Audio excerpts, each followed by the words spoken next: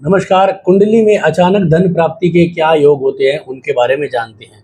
सबसे पहले आपकी जो जन्म कुंडली है उसके अंदर आपको 4 भावों को देखना होता है। सबसे पहले सेकंड हाउस यानी कि धन भाव, क्योंकि धन भाव से ही धन आएगा। यानी कि ये प्राइम भाव है जो आपको अचानक धन प्राप्ति या मेहनत के किए हुए मतलब कार्यों से धन की योजनाओं को दिखाएगा। दूसरा जो भाव होता है वो होता है 5वां घर, यानी कि आपके पुराने पुण्य कर्मों का या फिर आपके जो लॉटरी जैसे योग का, और उसमें सबसे इम्पोर्टेंट होता है कैलकुलेशन का। जैसे आप शेयर मार्केट में कैलकुलेशन करते हो, आप क्रिकेट जुए सट्टे लॉटरी में एक कैलकुलेशन करते हो, तो 5वां घर उस कैलकुलेशन को दिखाता है। और उसके बाद होता है 9वां घर। 9वां घर दिखाता है आपके भाग्य को, कि आपकी जन्म कुंडली में भाग्य कितना बलवान है जो आपको अचानक धन प्राप्ति देगा। और जो चौथा जो पॉइंट होता है वो होता है 11वां घर, जो सबसे इम्पोर्टेंट होता है कि आपका 11वां घर जो है वो क्या आपके इस लॉटरी वाले कैलकुलेशन, इस भाग्य के कैलकुलेशन और इस कंपटीशन को कंफर्म कर पाएगा या नहीं कर पाएगा।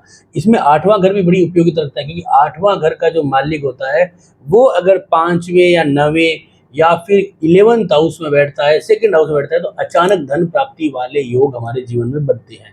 स्क्रीन के ऊपर आपके पास एक जन्म कुंडली है।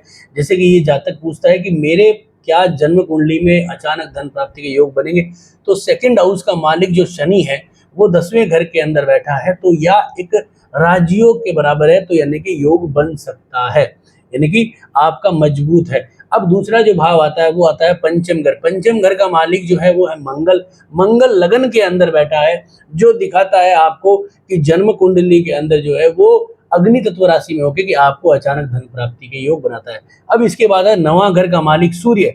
सूर्य यहाँ पे शुक्र के साथ बुध के साथ 12वें घर में, इसका मतलब कि वो वहां पे कमजोर, क्योंकि सूर्य का 12वें घर में जाना आपको अचानक धन प्राप्ति के लिए रोक लेता है, तो यानी कि भाग्य के अंदर अचानक धन प्राप्ति के योगों में कमी है। अब आता है 11वां घर, जिसका मालिक शुक्र जो है वो 12वें घर के अंदर, यानी कि शुक्र 12वें घर में राज्य कारक होता है, तो यहाँ पे अच्छा रिजल्ट हमें मिल रहा है। यहाँ पे हमें कैलकुलेशन के अंदर आधा अधूरा काम मिल रहा है कि हमारा सूर्य जो है भाग्य स्थान कमजोर हो गया, लेकिन शुक्र का बलवान होना यह दिखाता है कि किंतु परंतु कई बार लाभ हो सकते हैं।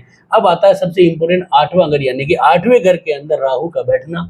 ये हमेशा अचानक धन प्राप्ति वाले कार्यों में इन्वॉल्वमेंट को दिखाएगा। हो सकता है आपको फायदा हो या नुकसान हो, लेकिन इन्वॉल्वमेंट को जरूर दिखाएगा।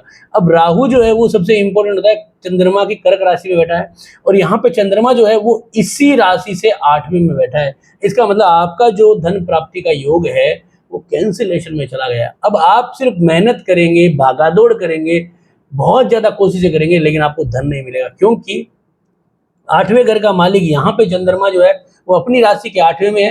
राहु का राशि स्वामी है, और नवमांश जो ग्रहों की ताकत को दिखाता है वहां पे आपका सूर्य और चंद्रमा का अमावस दोष बन रहा है। इसका मतलब कि सारी कुंडली का जो मेन पॉइंट है 8वां घर, वो चंद्रमा ने पीट दिया। इसका मतलब अब आपको नुकसान, यही चंद्रमा अगर लाभ घर में होता, यही पंचम में होता, यही दशम में होता, ये नवम में होता, तो राज्यों कारक रिजल्ट लेके आता और आपको अचानक धन प्राप्तियां बनती। आपकी कुंडली में भी अगर ऐसे कैलकुलेशन है तो आप कमेंट में अपनी डेट ऑफ बर्थ या फिर अपने भाव ग्रहों को, राशियों को, किस राशियों में भाव में बैठा है जरूर कमेंट करें। होने वाले जो वीडियो होंगे नए, उनमें मैं आपके जो भी कुंडली है उसको लेके कोई भी कैलकुलेशन आता है तो जरूर बताऊंगा। ये वीडियो आपको कैसा लगा जरूर बताइए। अच्छा लगा तो लाइक करें, शेयर करें, सब्सक्राइब करें। धन्यवाद दोस्तों।